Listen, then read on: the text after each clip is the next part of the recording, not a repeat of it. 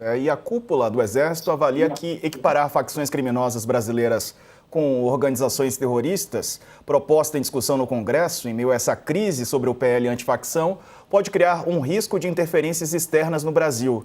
As Forças Armadas têm monitorado o tema desde que ele ganhou projeção depois da gestão de Donald Trump nos Estados Unidos defender a classificação das facções brasileiras, PCC e Comando Vermelho, como terroristas. 5 oficiais generais, ouvidos pela Folha, em off, afirmaram que a equiparação pode abrir brechas para que o discurso de intervenção, para que ele seja utilizado contra o Brasil por potências mundiais. Conosco o professor de Direito, o Gustavo Sampaio. Professor, bem-vindo, uma boa tarde para o senhor. O que o senhor acha dessa classificação? Ainda não ouvi o senhor sobre isso, sobre essa tentativa de alguns políticos de classificar as organizações criminosas, as facções, como terroristas. Boa tarde. Absolutamente equivocada. Boa tarde, Diego. Boa tarde, Couto. Boa tarde, Letícia, a todas e a todos que nos acompanham no UOL News.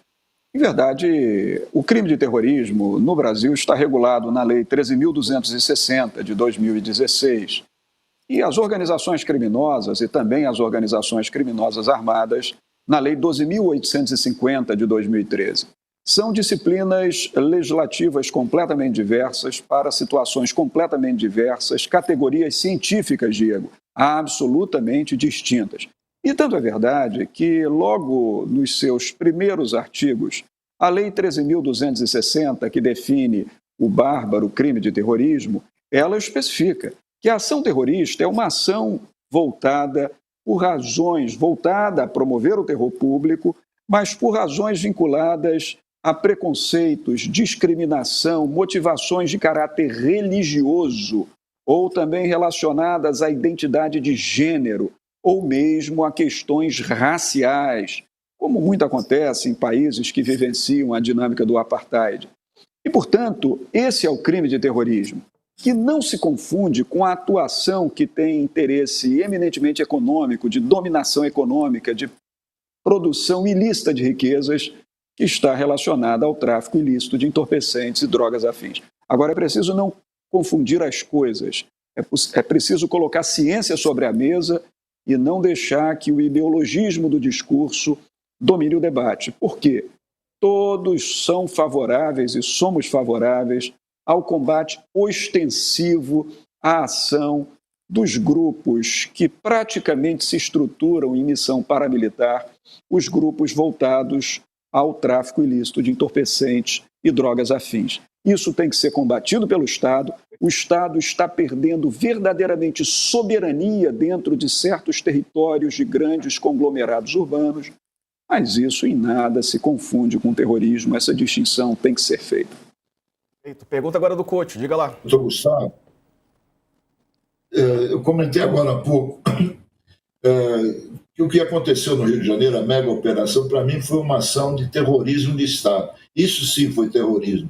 Que mataram 120 suspeitos, fuzilaram sumariamente, e hoje o Ministério Público do Rio de Janeiro, você deve ter visto isso, falou de como foram mortos os suspeitos, né? Não tem caso de execução sumária, decapitação. Eu te pergunto o seguinte: quantos crimes foram cometidos pela polícia do Rio de Janeiro, pelo governo do Rio de Janeiro, nessa operação na Penha e no Alemão? Couto, isso vai ter que ser investigado e vai depender muito da produção do conjunto probatório, sabe? E vou lhe dizer que é um tanto difícil produzir provas nesse sentido, porque essa operação policial, diferentemente de todas as anteriores que nós acompanhamos aqui no Rio de Janeiro e região metropolitana, foi uma operação policial que fez com que todos aqueles envolvidos no tráfico de entorpecentes ali naquela região dos complexos da Maré e da Penha subissem até uma área oculta, uma área de mata, onde tudo aconteceu. Então, a produção probatória vai ser uma produção muito difícil de se fazer, sabe, Couto? Então, ali, claro, é possível ter legítima defesa exercida, que é uma excludente de ilicitude do crime de homicídio. Pode-se ter também o crime de homicídio doloso, até qualificado. pode-se ter uma grande quantidade de homicídios em concurso. Tudo vai depender da produção probatória. Agora, eu antecipo, Couto, uma asseveração que eu posso fazer. Diante do fato de termos tido 121 pessoas mortas, 4 policiais e 117 pessoas talvez envolvidas com o tráfico de drogas, a repercussão em torno dessas investigações é uma repercussão necessariamente social.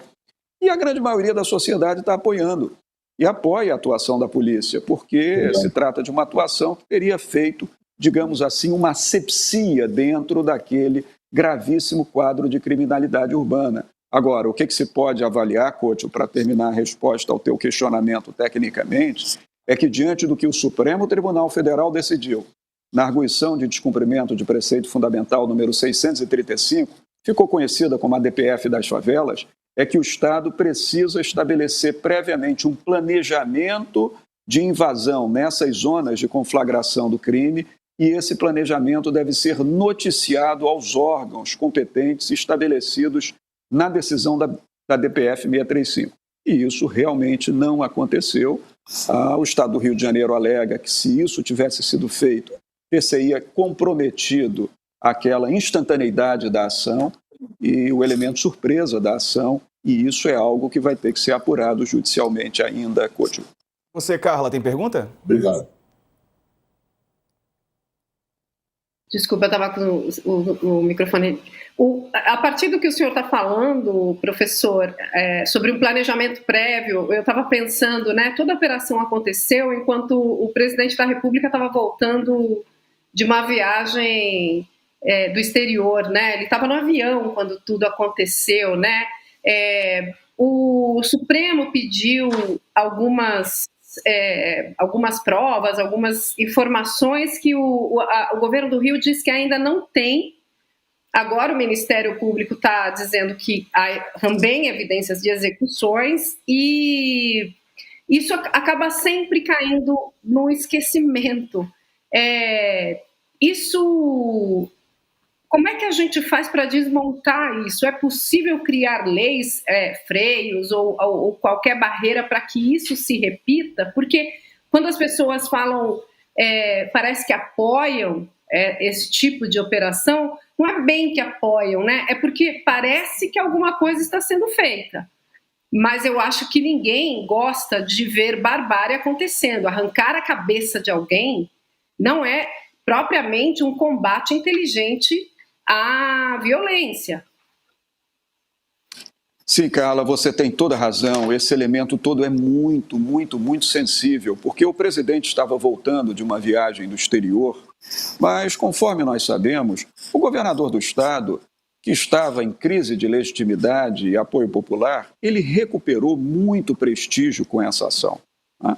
Porque se, por um lado, existe investigação do Ministério Público, havendo, portanto, suspeita de decapitação e coisas do gênero que nos remetem à mais profunda barbárie, por outro lado, também foi constatado que pessoas que residiam naquela comunidade local, ao removerem os corpos, fazia também a retirada de suas roupas, tipicamente roupas militares, aquele simulacro de fardamento militar que aqueles supostos agentes do tráfico estavam vestindo. Então, a descaracterização de local, ela foi bilateral. Houve uma descaracterização de local pelo Estado e uma descaracterização de local do crime também pelas próprias pessoas que estavam ali circundantes na prática daquele delito. E aí eu volto a considerar um elemento, Carla, que nós não podemos deixar de lado. A análise jurídica tem que ser uma análise cientificamente feita, mas ela não pode desconsiderar os elementos políticos e sociológicos que estão ao seu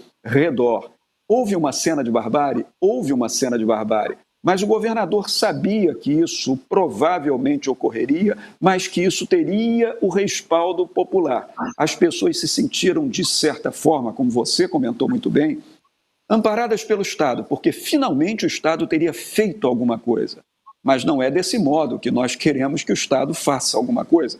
O Estado tem que fazer alguma coisa dentro dos limites do devido processo legal e do Estado constitucional de direito. Então, para concluir a resposta ao teu questionamento, Carla, eu diria o seguinte, que a resposta dada pelo Supremo Tribunal Federal na DPF número 635 foi uma resposta judicial. Ela não basta.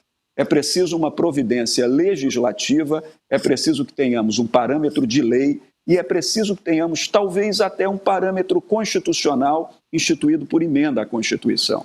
E, Carla, nesse sentido que se reforça a necessidade de se levar adiante a proposta de emenda constitucional que o governo tem defendido e que foi redigida pelo Ministério da Justiça e Segurança Pública, a partir da iniciativa do ministro de Estado da Justiça, Ricardo Lewandowski, a chamada PEC da Segurança Pública.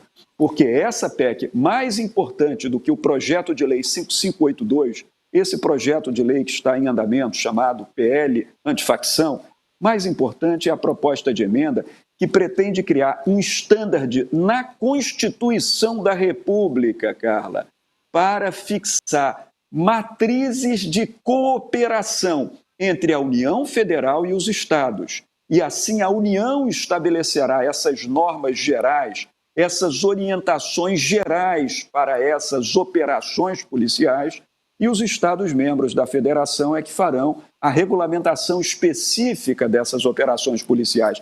Isso responde à tua questão. A PEC da Segurança Pública, que precisa ser aprovada, e a base da direita dos governadores não quer aprová-la, porque isso conta pontos para a esquerda e não para a direita, e esses governadores da direita não querem perder espaço político nas eleições de 2026, essa PEC da Segurança Pública fortalece o federalismo cooperativo e permite que padrões sejam estabelecidos para as operações, inclusive com apoio dos órgãos federais de segurança pública, que são imprescindíveis. Porque o crime hoje mais, o crime organizado, ele é tão crescente, ele é tão violento, ele é tão bárbaro. Não nos esqueçamos também o que esses criminosos têm sido capazes de fazer. Torturas, bárbaros delitos contra a vida. Esses crimes não são mais estaduais. Eles se transestadualizaram, eles tomaram repercussão nacional e também internacional. O Brasil precisa da PEC da Segurança Pública, significar as políticas públicas de combate ao crime organizado e, num segundo passo, ele tem que buscar liderança na América Latina de novos tratados internacionais de cooperação que permitam a cooperação entre as polícias dos países da América Latina, porque o crime organizado se espraiou por todo o continente. Boa, professor Gustavo Sampaio, professor de Direito Constitucional da Universidade Federal Fluminense. Um abraço para o senhor, obrigado por nos atender. Eu que agradeço, Diego, bom trabalho para todos, para todas, bom jornal. Valeu. Letícia, você foi uma das primeiras a escrever sobre esse tema, né? Como é que chama? Narcoterrorismo, que é como querem classificar, né, os integrantes das facções. Diego, em janeiro, quando Trump assinou um decreto dizendo que ia para cima de terroristas ligados a tráfico de drogas, eu fiz uma matéria sobre isso, ouvindo especialistas, né, ouvindo quem entende mesmo do assunto, para falar o quanto que isso pode atingir o Brasil, por exemplo, o PCC. E, de fato, que eles falaram que não precisaria nem do Brasil estar reconhecendo, porque o Brasil, de fato, não reconhece grupo de tráfico de drogas, organização criminosa, como organização terrorista, como terrorismo. Bom, mas o que eles falaram se o PCC, por exemplo, é associado ao Trem de Aragua, que é um grupo muito grande, uma facção muito grande na Venezuela, e o Trump resolve ir para cima do Trem de Aragua e entende que existe ligação, porque existem presos dos dois lados, existe uma série de inquéritos policiais associando os dois grupos, o PCC e Trem de Aragua, por tabela, ele pode entender que o PCC é uma extensão desse grupo e sim vir para cima do Brasil. Tudo depende do interesse político e geopolítico, no caso do presidente Trump. Então, isso eu cito, por exemplo, o PCC e Trem de Aragua, que é uma relação conhecida pela polícia e pelo Ministério Público do Brasil, mas, por exemplo, valeria para o Comando Vermelho, valeria para outras facções da América do Sul, com as quais esses grupos têm uma forte ligação. Agora, de toda essa história, me chama a atenção também o fato de que, eventualmente, vamos supor, passa uma lei, um projeto antifacção, que, de certa forma, a gente pode acabar tendo duas legislações diferentes, né?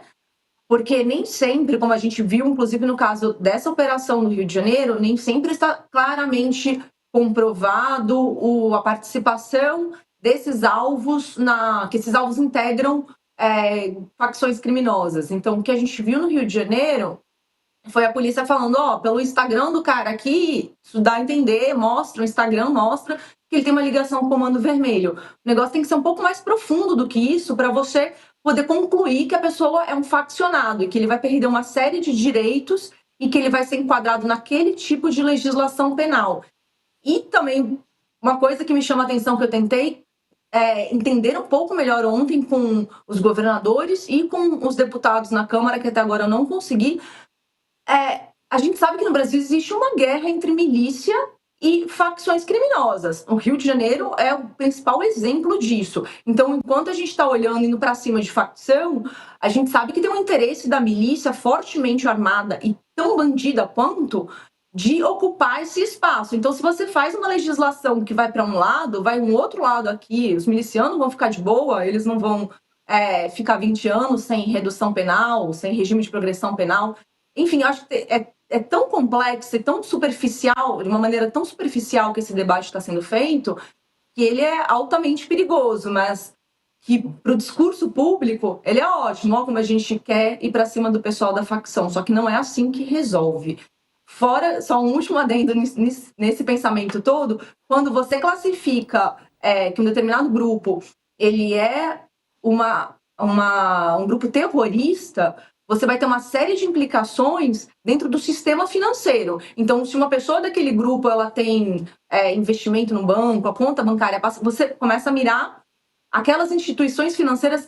É um negócio tão grande, tão sistêmico, que ele está sendo discutido de uma maneira muito superficial pela Câmara dos Deputados, muito eleitoreira. Acho difícil que ele avance dessa maneira lá na Câmara, e se avançar, acho que a discussão vai ser bem difícil no Senado, Diego.